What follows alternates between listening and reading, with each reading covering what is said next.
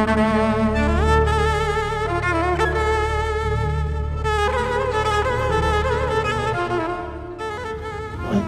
talk about the Holocaust? It happened so long ago. It happened before most of you were born, and especially with the people in the first few rows, it happened before your parents were born. But it was such a terrible thing, and we need to study it. We need to learn about it, because it was a long time ago, and people forget these things.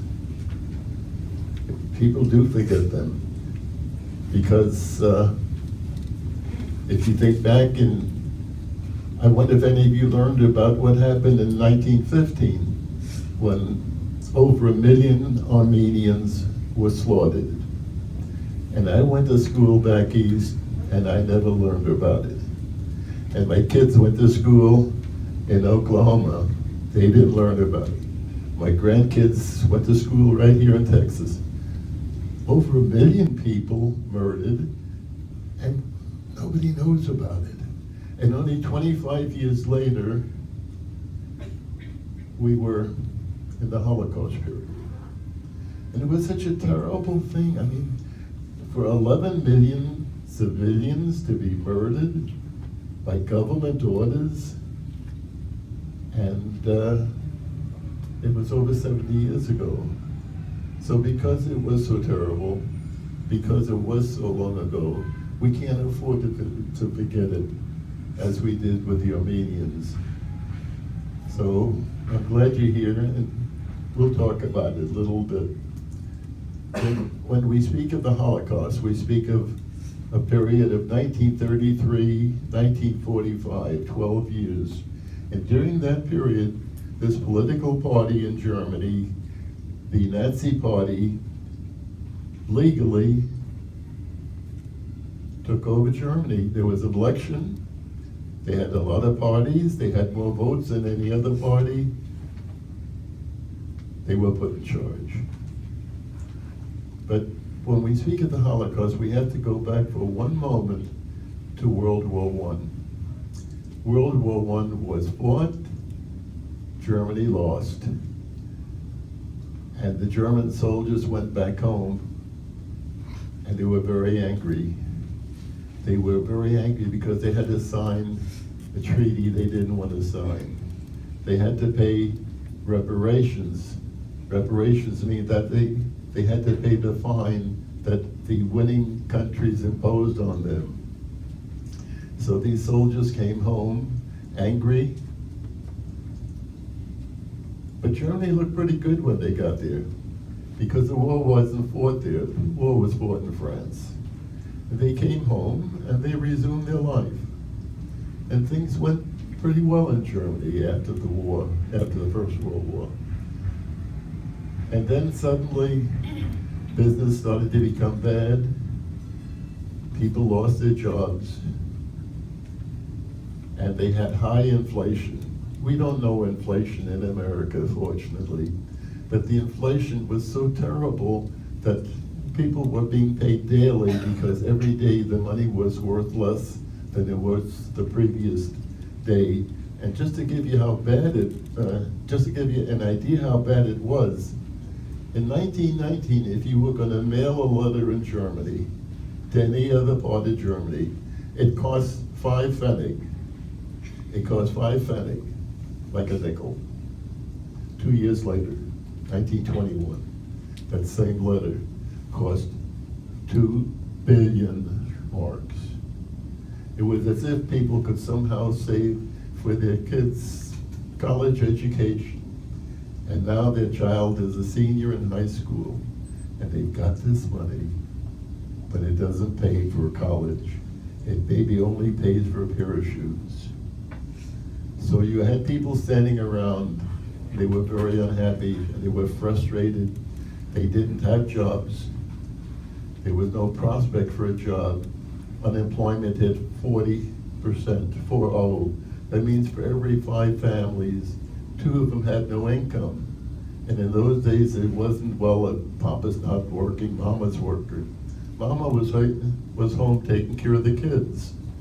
And so you had 40% unemployment, no prospects. And if people had money in their pocket, it didn't matter because it wasn't worth anything. You couldn't buy anything with it. And while that was going on, there was this little political party at the time, the Nazi Party, and they were looking for members, and they were looking to grow, and they had a very charismatic leader, and they began to grow, and they began to grow through prejudice against anyone who wasn't like them. And they began to pick on people. They began to tell other people, join the party, we can get you a job, you'll be okay. And people went to them. People joined them. And they began to tell people that their problems were not their fault. It was the fault of people who lived amongst them, who were different, who were others. They considered themselves a special race. They called themselves Aryans. There was even a look for an Aryan. An Aryan, the perfect Aryan, would have blonde hair and blue eyes. I'll share a secret with you this afternoon.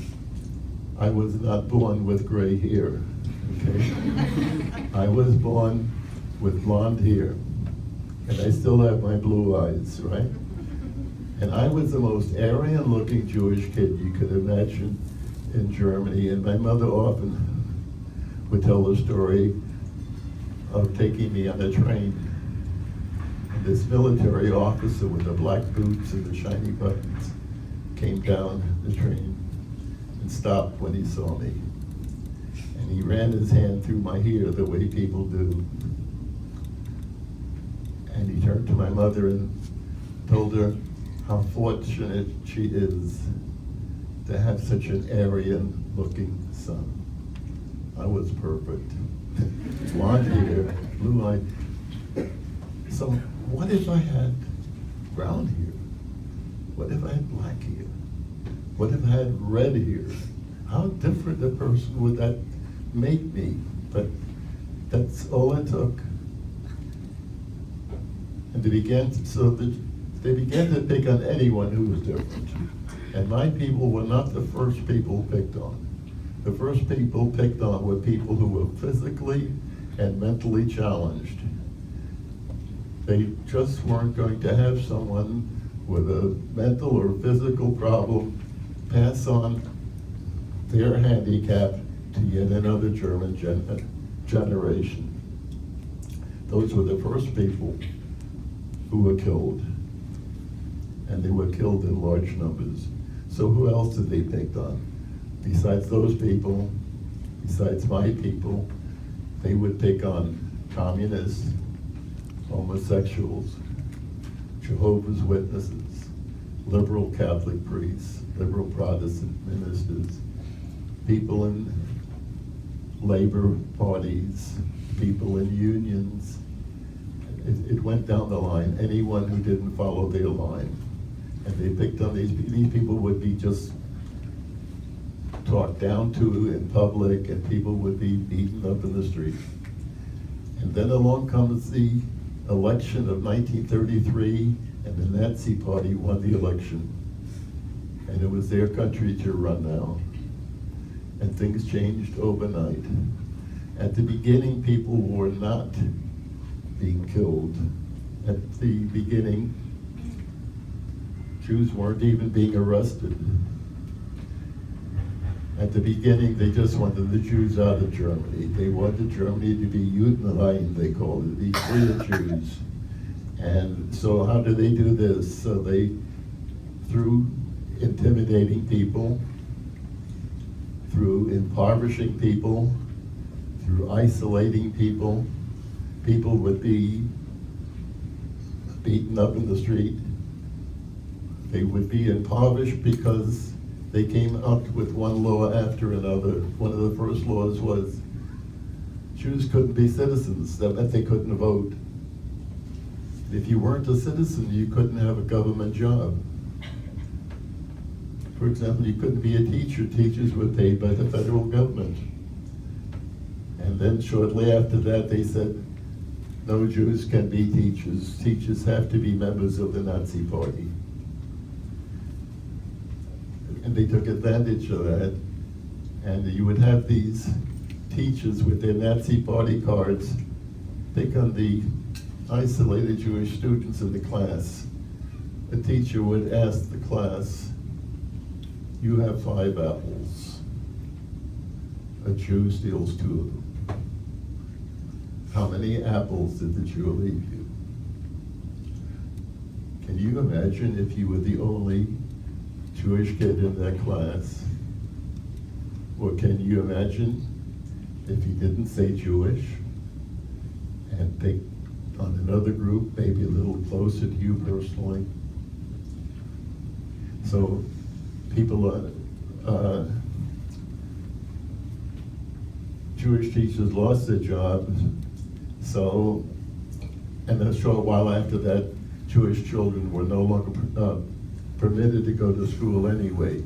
In the large cities, the Jewish communities did open schools, and they had no trouble finding teachers. They had all these teachers who had just been fired. They impoverished the people by taking Jewish-owned businesses and just taking them over. Employers were told if you have Jewish employees, you have to fire them. If you had a non-Jewish housekeeper under the age of 45, she could no longer work for you. They were afraid the man of the house would hit on her. And the laws just became tougher and tougher. And people always say, well, why didn't everybody just leave? How do you leave a place where you were born? Your parents, your grandparents. I don't know how long my family lived in Germany. I was able to get back 11 generations, which was good. And they all lived in Germany. And people kept hoping it's going to get better. There'll be another election, they'll vote them out. What are they going to do? People would say, are they going to kill all of us? That was a far-fetched thought at the time. And some people did start to leave. And Frank's family left in 1934, in plenty of time. But their problem was they didn't go far enough. They only went to the Netherlands, and in 1940, the Netherlands fell. And people were hoping to leave, and the Germans wanted them to leave. People didn't stay in Germany because the Germans wanted them to stay. They wanted the Jewish people out. They wanted their homes and their properties to help pay for the reparations. And when things weren't moving fast enough, on November 9th, 1938, an event took place all over Germany, and it's called Kristallnacht. It was the night of the broken crystal, where every Jewish house of worship was attacked and torched, and most destroyed. The one in my hometown was not destroyed. It was torched.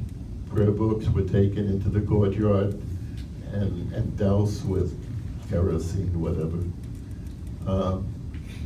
The building was set on fire, but there were 2 homes immediately next door to the synagogue on either side. One of them belonged to a great aunt of mine. And so the fire was put out. The building today is a museum building. That night, for the first time, Jewish people were arrested. Jews who were arrested before that were not arrested because they were Jews. Maybe they were communists, maybe they were homosexuals. November 9th, they were arrested because they were Jews. 30,000 men were arrested. And if you think of it, when this all started, the Jewish community in Germany was less than 1%, just under 600,000. By 1938, there were maybe 325,000. 30,000 men arrested, that's a huge percentage. They were put in 3 concentration camps, not to be murdered. They were put in 3 concentration camps for a short while, for a couple of months. And then they were told if they would pick up with their families and leave Germany right away, they could leave the camp. Well, heck yeah, everybody volunteered for that one. And people came out and they had to leave Germany. And that's when they found that the world was divided into 2 areas. The area they couldn't stay in and the area they couldn't go to. We had very strict immigration quotas. Immigration department was very tough. There was a lot of anti-Semitism and anti-immigrant feelings in the American community. And people came out of the camps and they looked at each other. How do we go to another country? Most of these people had no relatives in the free world.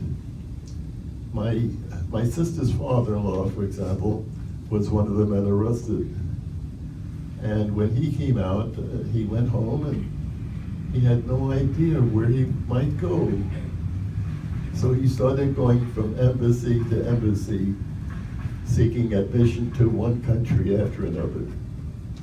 One night he came home and he asked his wife, "Wo ist Ecuador? Where is Ecuador?" The Ecuadorian council, because of his trade, he made special shoes for children who had severe problems, and they needed that, and that was his entry into Ecuador. And then leaving Germany was easy. They didn't want him anyway. And it was 1938. We came in 1937. My father, my mother, my kid sister, me. I was 5.5 years old, just before starting school. We came to New York. We were able to leave because my mother had 2 brothers and a sister who had come to America years earlier and had become American citizens. They had to fill out forms. They had to fill out all sorts of affidavits showing their worth. They had to sign that if my father couldn't find a job, that our family would not go on welfare, that the family would take care of us. And people did that. I also know some people who received mail from their family in Germany who didn't want the responsibility and just didn't respond. And so we came to New York, and we lived in Upper Manhattan, in an area, New York really is a mosaic, in an area which became German Jewish. There were thousands of German Jewish refugees there, and our grandparents, who also were able to come, never learned a word of English. We were just short of school by a few months. We had to wait for the new term, and all the kids in my class were like me. I think the only one who spoke English was our teacher, and she must have had a hard time, Mrs. O'Connell. And our folks had no money. And my father in Europe had been a cattle trader, and there's not much call for that in New York City. And so my father became a baker. My dad became a baker, even baked my wedding cake. And but there was never any money for toys, and we kids had to have toys. And my friends and I, all the guys, became something I bet not one of you are doing. We became stamp collectors. Can you imagine? That was very popular years ago. And the good thing was, my friends got over it, and I did. I'm still very much involved in it. And one day, I came across a letter which had been mailed from a concentration camp. And I had no idea that such a thing existed, mail from a concentration camp. And I started to dig into it, and I began to see that I could get all sorts of mail from World War II, from the camps, from the ghettos. Jews were not allowed to write from the camps, but they were, except on rare occasion, but they were able to write from the ghettos. And I've been doing this all these years, and I began to realize one day, maybe I can tell the story of the Holocaust a little differently. Instead of speaking of millions, it's so hard to understand millions of people being murdered. You can't put your arm around millions. But if we speak of a mother trying to get her children out, that we can all understand. So I made a little PowerPoint presentation, and I'm going to show you a few examples of these items from my collection. Would you mind, ma'am, switching the light over your head there, both of them? Thank you.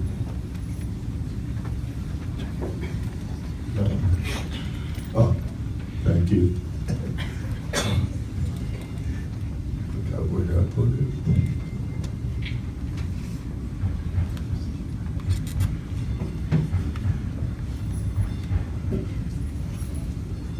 Okay, first one.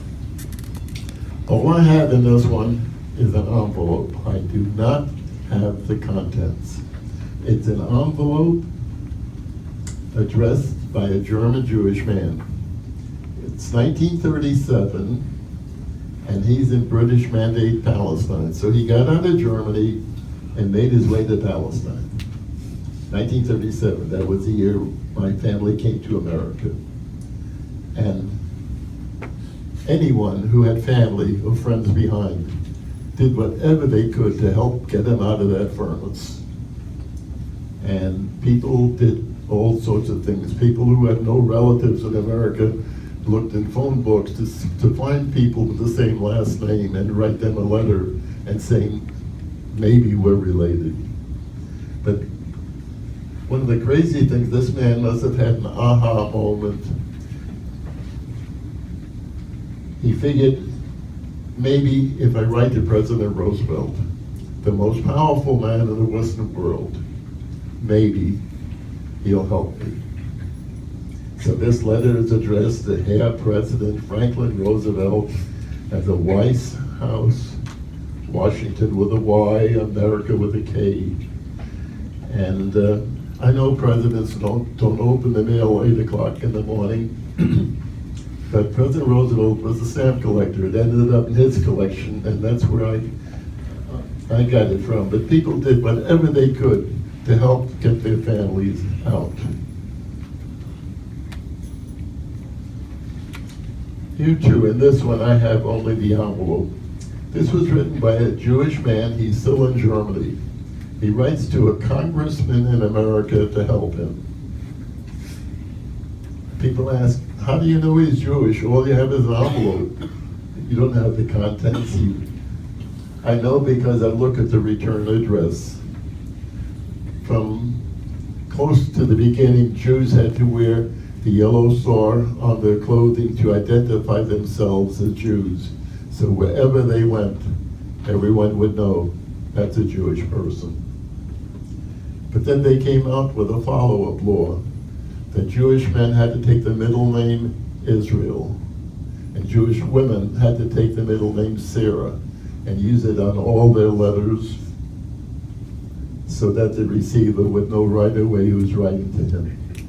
And here's the return address, Ludwig, Israel. Sure. This is one of 2 postcards.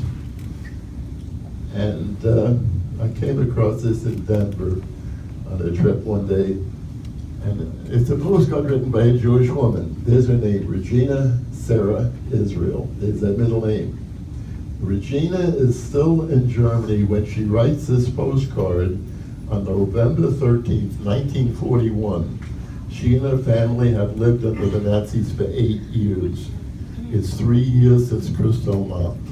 She's still in Germany and writes to her cousin Rosie, who's in Milwaukee, Wisconsin.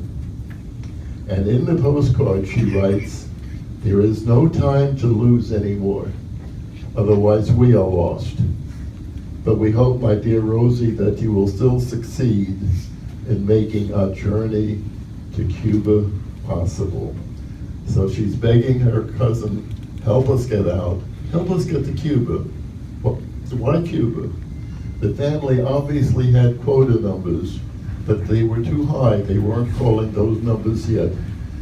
And she couldn't wait in Germany any longer. Maybe if you can help us get to Cuba, we can wait for our number to come up while we're in Cuba. So this postcard goes in the mail November 13th, 1941. 13 days later, her husband, Dr. Frederick Israel, also writes to the same cousin, Rosie. And he writes, "Sadly, we must bring to you the terrible news of the death of our oldest son, Gustav. We had the finest physicians in Cologne, but nothing could be done." He gives no indication how he died, if he was killed, but he died. And he says, "We had the finest physicians in Cologne, but at that time, Jews could only go to Jewish doctors, and there weren't that many Jewish doctors left in November of 1941 in Cologne, Germany."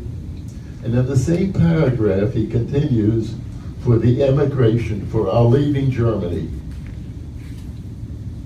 we must concern ourselves only with the children, Johanna and Jacob.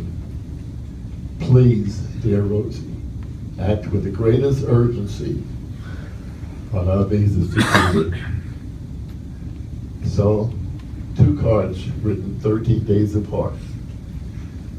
And I noticed with the cancel, both cards, even though they were sent almost 2 weeks apart, didn't arrive into Milwaukee until January 7th, 1942.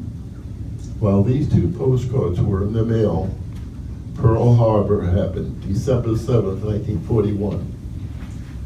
By the time they got to Rosie, America was now at war. When Rosie sees these 2 postcards from her family, she realizes, I can't help them, we're at war now. There's no conversation between the 2 sides. So I really began to worry, I really began to wonder, what happened to these people? They're in Germany, they've lived under the Nazis for 8 years, they're trying to get out. Did they make it? So I contacted the Jewish community in Milwaukee, and I asked them, who's Rosie Israel? And they replied and said, Rosie had been a school teacher in Milwaukee. She had never married, had no children, and she died. But she had a brother, and although he also died, he has a son who's alive and still living in Milwaukee. So I contacted the gentleman who was actually Rosie's nephew, and I contacted him and I asked him, tell me about your family. I told him about the 2 postcards, and then I asked him a question. And he said, you know, in 1941, I was 9 years old, he said, and my kid sister was even younger. And our folks never spoke of it because they didn't want to frighten us. They didn't want us to live in fear. He said, I have no idea what happened to my family. So my next step was, I sat down at my laptop and I brought up the Yad Vashem Museum, a museum in Jerusalem. And the Yad Vashem Museum is putting together a database of Jews who were murdered in the camps. So I contacted Yad Vashem, and then this came up on my screen. And it tells me that Dr. Frederick Israel, his father's name, his mother's name, and as I scroll down, I see Auschwitz concentration camp. He was murdered at the Auschwitz concentration camp, one of the 6 killing camps and the largest of those. When I checked on his wife,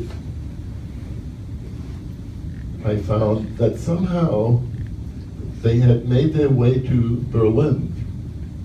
In Berlin, they were picked up on January 28, 1943, and taken to Terezin, a camp in what was then Czechoslovakia. And then on transport for train number 187, they went to Auschwitz, where she was murdered. The children, I checked on the daughter Johanna, she was with her mother, murdered at Auschwitz. And then the youngest one, Jacob, went with his mother, with his older sister. And he too was murdered at Auschwitz. And Jacob was 8 years old. His crime, he was Jewish. So I've got these 2 postcards, and their own family has no idea what happened to them. There's no cemetery, no peaceful cemetery where someone can go mourn them. No one remembers them. The worst thing about being murdered is being murdered twice. Once when you're murdered, and once when you're forgotten, when people forget you ever existed. And I always use the term murdered. No one died in a concentration camp. These people were murdered not for what they did, but for who they were. I'll show you a change of pace. Once the war started, mail became more and more difficult. There was a Jewish man in Jerusalem who, through the offices of the Catholic Church, was able to send this form letter to his brother who lived in Hungary. And he sends it in 1943. The Hungarian community was the last community standing. And he adds it in a short 5 or 6 lines. We're fine, how are you doing? How is the family? We haven't heard from you since 1940. And then a few months later, the form comes back to the brother in Jerusalem with a reply on the back side. And the brother Ignaz says basically, we're all well. And they were. It was 1943. 1 year later, 1944, the Jewish community in Hungary, 450,000 went to the various killing camps where they were killed, along with most of my wife's family. When I checked on the brother who said we're okay, Yad Vashem came up with this to tell me that he too was murdered at Auschwitz.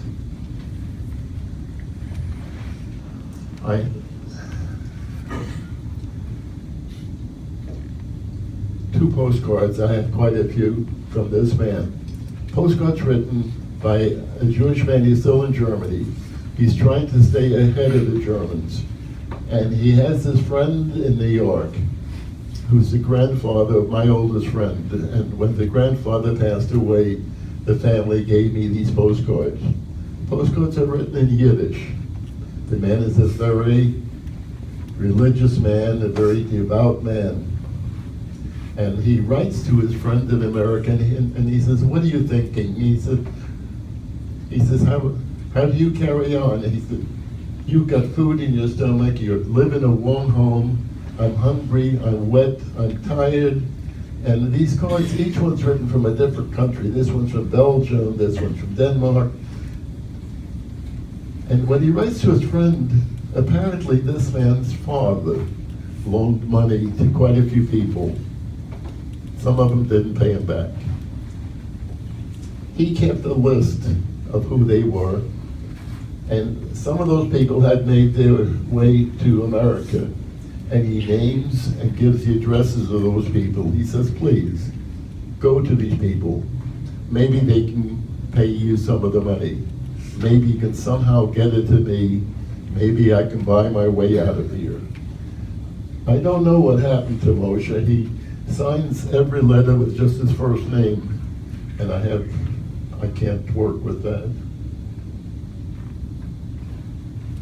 I had said Jews could write from the camps. Jews could write from the ghettos, and on occasion they could write from the camps. On September 1st, 1939, the war started. German and Russian troops walked into Poland, and in 3 weeks Poland fell. And only then did the killings all over begin, because Europe was now closed. And the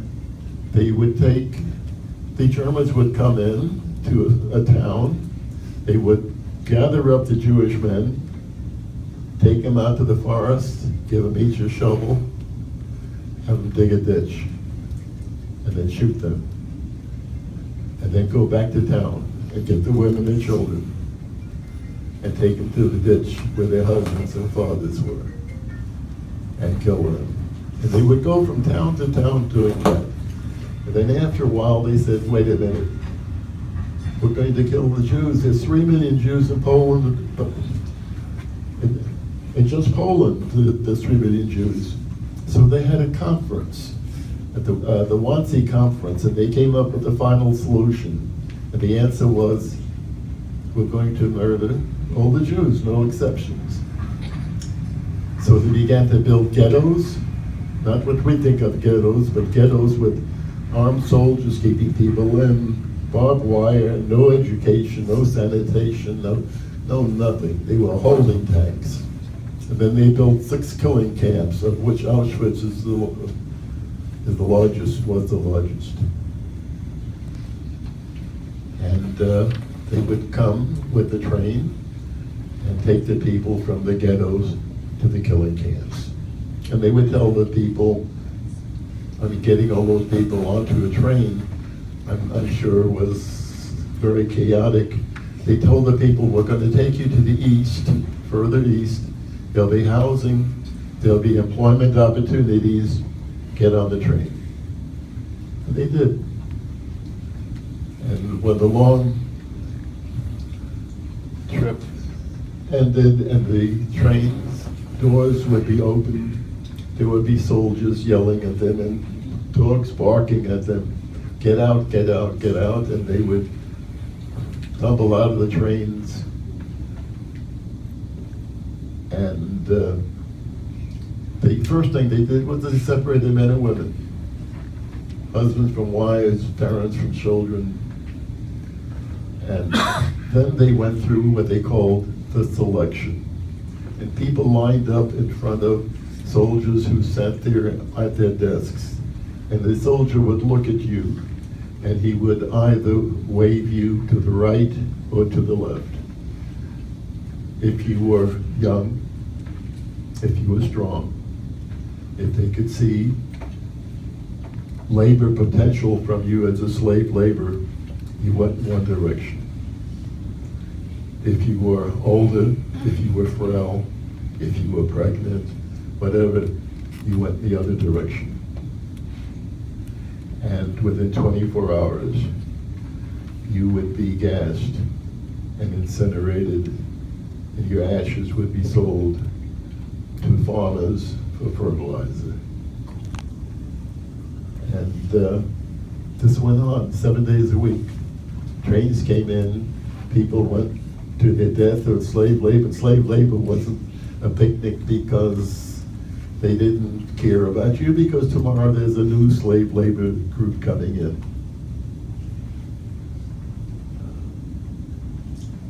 So, after a while, people began to wonder, wait a minute, All these people every day get on these trains and they go east for jobs, for housing. We never hear from anyone. Nobody ever comes back. Nobody drops us a note. So to keep the flow going, from occasional trains, the Germans would take individual families. They would keep the family together. They would let them wear their regular clothing, not the pajamas. And they were told to write letters home, to write postcards home. And this is one of those postcards. And people kept their family alive for a while. And then they would rotate and bring new people in.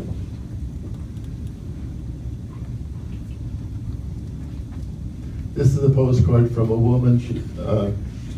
She is in a ghetto. Jews could write from ghettos without any trouble. In Belize, she writes to her girlfriend who's in Berlin. Her girlfriend's not been picked up yet. And she says on the postcard, on your big trip, in other words, when they come and take you, take only a small suitcase which can be carried a great distance, and whatever you wear for change. This is unusual. It's a postcard from a ghetto. A father in a ghetto writes to his daughter in another ghetto. And typically he scolds her for not writing often enough. When I checked on the family, I found that the daughter made it. The father never got out of the ghetto.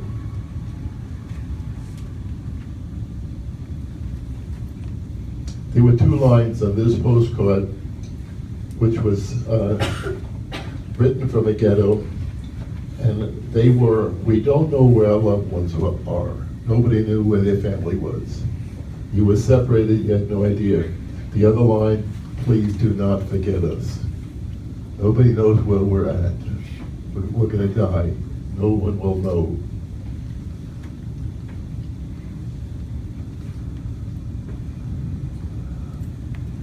This is a postcard written by Gustav Israel, there's a middle name, Bamberger. Gustav is my hero. Gustav writes his postcard in 1942, a Jewish man still on the street in 1942. I can't figure it out. I thought for a while maybe he had a non-Jewish wife to give him cover, but he was never married. And Gustav is my hero because to be on the streets in 1942, this man must have gotten up every morning and wondered if he would live to go to sleep that night.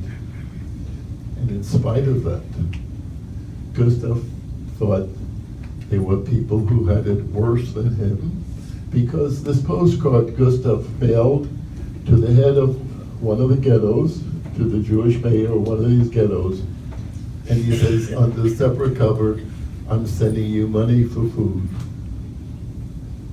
So he thought he found people who had it worse than him.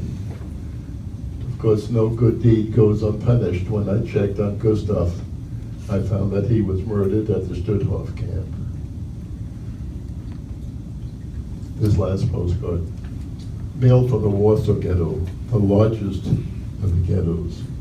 And a young man in the Warsaw Ghetto writes to the Litzmannstadt, or the Lodz Ghetto, and he writes, it is now over 3 months that I am without word from my parents.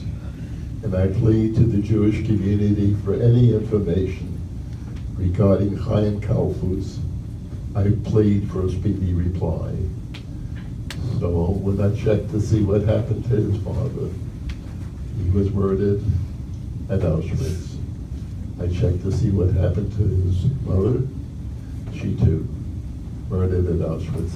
And this is really when I ended this PowerPoint program. But then later on I wondered, gee, what happened to the young man in the Warsaw Ghetto who was checking on his parents? And I found he too was murdered. Would you mind turning the light on that?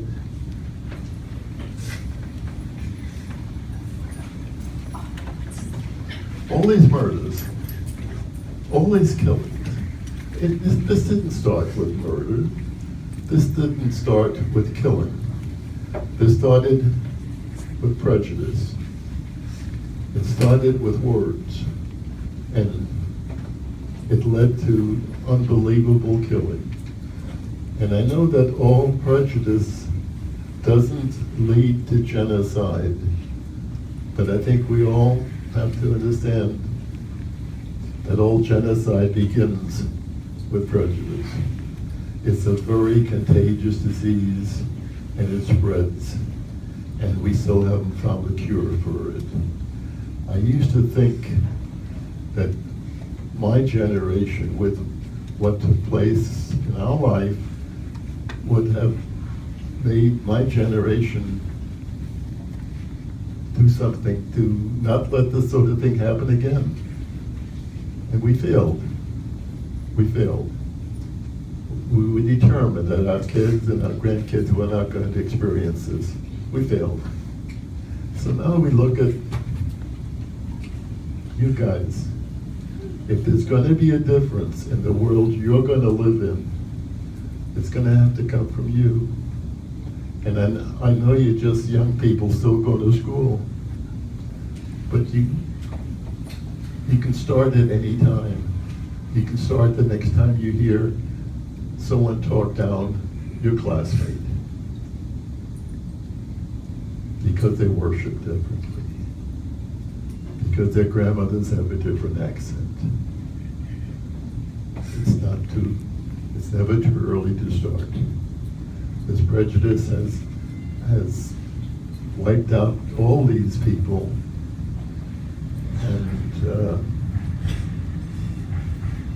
if I can get personal for a moment, in my wife's illness, she required a lot of blood transfusions. Everyone there did. And you know, it wasn't until a couple of years later that I realized I never, ever heard anyone ask, where does this blood come from? Does it come from a white person, a black person, a red person, Catholic, Protestant, Jewish, Muslim, Buddhist? Nobody ever asked. And the people who donated their own blood to help a stranger, they didn't ask either. They didn't ask either.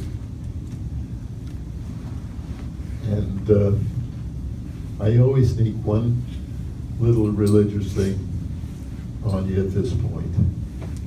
If you look at your Old Testament, when it speaks of the creation of the world, the paragraph for each day ends with the words, and God saw it was good, except the sixth day. That was the day man was created. That paragraph ends with the words, and God saw it was very good. So I used to wonder, if God was that pleased with making man, why did he make one man? Why not two? Why not 22? I don't know the answer, but I'd like to think maybe the answer was that God made one man. So I can't come to you and say, I come from a better man than you. And you can't turn to your classmate and say, I come from a better man than you. If we all come from the same common beginning, how in a world that gets smaller every day do we grow further apart? It just doesn't make sense. We pick up the newspapers, the news is horrible. I hope you will make it better for tomorrow. Okay? Okay, that's my talk.